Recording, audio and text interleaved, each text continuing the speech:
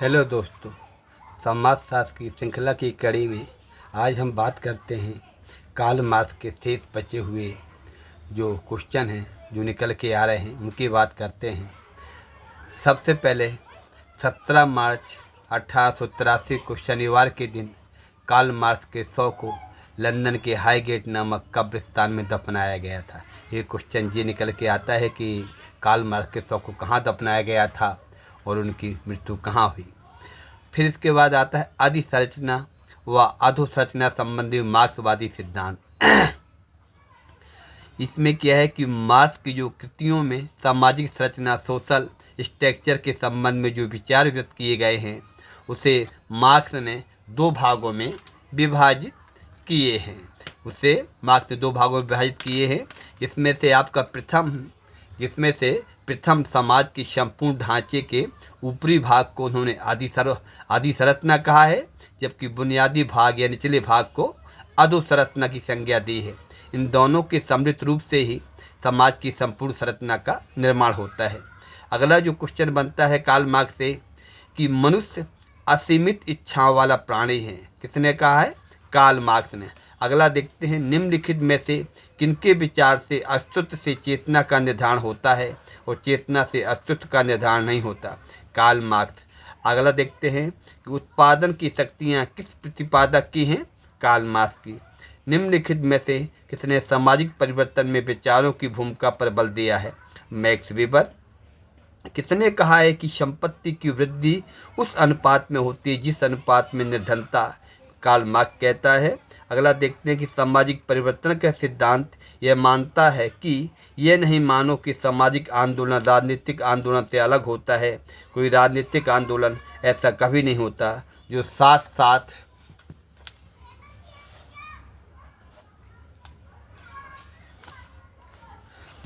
साथ सामाजिक ना हो। Karl Marx. मानव सामाजिक प्राणी के साथ साथ एक वर्ग प्राणी भी है। किसने कहा है? कार्ल मार्क्स ने कहा है। अगला हम देखते हैं, अगला क्वेश्चन है आपका कि संघर्ष के आधार पर स्त्रीकरण की व्याख्या किसने की है? कार्ल मार्क्स ने। मूर्तिकरण या प्रत्यक्षीकरण ही अलगाव है, कौन बात करता है? Karl Marx. वर्ग संघर्ष की इतिहास की मोटर चालक है, प्रकृति का द्वंद्व, यह भी कोटेशन कार्ल मार्क्स का है। अगला है आपका एशियाई उत्पादन विधि भारत में जाति व्यवस्था की स्थिरता से जुड़ी हुई थी, कौन बोलता है? Karl Marx. अगला देखते हैं श्रम विभाजन के आधार पर सामाजिक संरचना का विश्लेषण किया कार्ल मार्क्स ने। श्रम विभाजन के आधार पर वर्ग संरचना का सिद्धांत प्रतिपादित किया कार्ल मार्क्स ने। निम्नलिखित में से कौन सी पुस्तक मार्क्स की मृत्यु के पश्चात प्रकाशित हुई? द जर्मन आइडियोलॉजी हुई है। अगला देखते हैं किस पुस्तक में सर्वहारा वर्ग अधिनायकवाद की घोषणा की है? The class struggle in France में। मार्क्स द्वारा पहली पुस्तक लिखी गई थी दी होली फैमिली।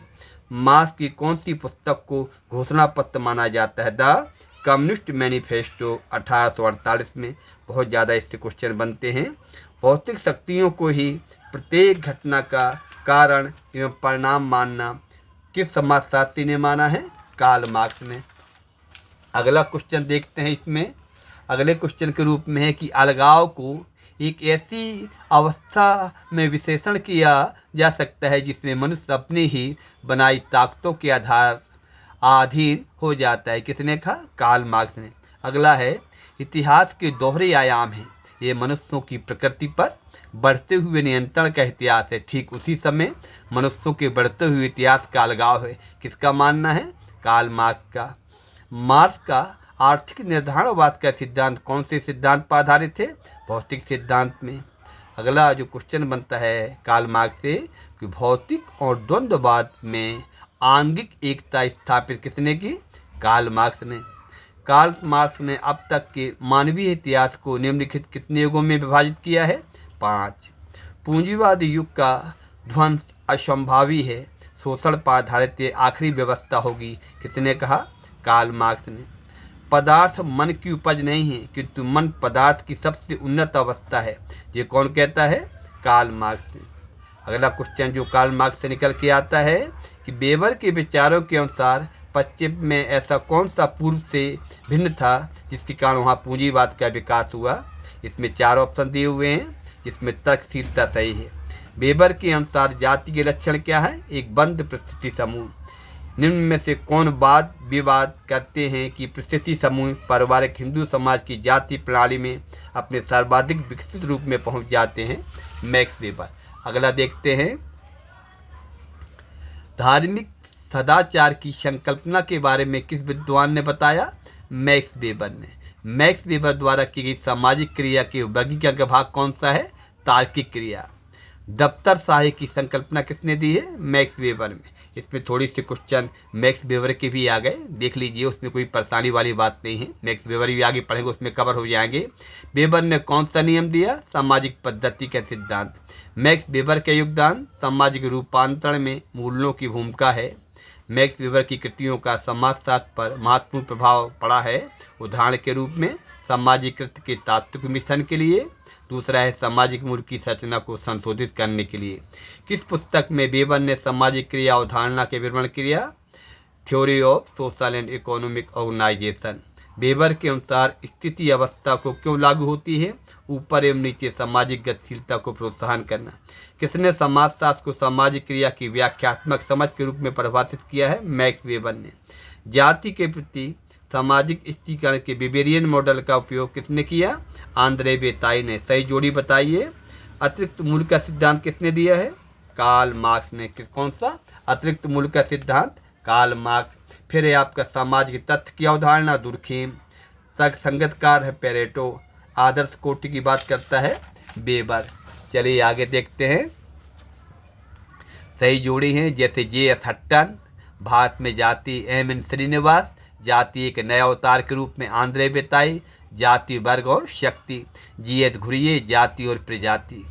लेखकों के स्थिरीकरण के सैद्धांतिक अध्ययन को कालक्रम के अनुसार बताइए। कार्ल मार्क्स, वेबर, रॉबर्डिग, डब्ल्यू मिल्स। जाति अध्ययन में वेबर के स्थिरीकरण के सिद्धांत को किसने अपनाया था? आंद्रे बेताई ने। वेबर के अनुसार दहेज किस प्रकार की क्रिया का उदाहरण है? परंपरागत क्रिया। वेबर के आधुनिक नौकरशाही का संपूर्ण विकास निम्न में से केवल एक सत्ता व्यवस्था में संभव है? विवेकी वैधानिक।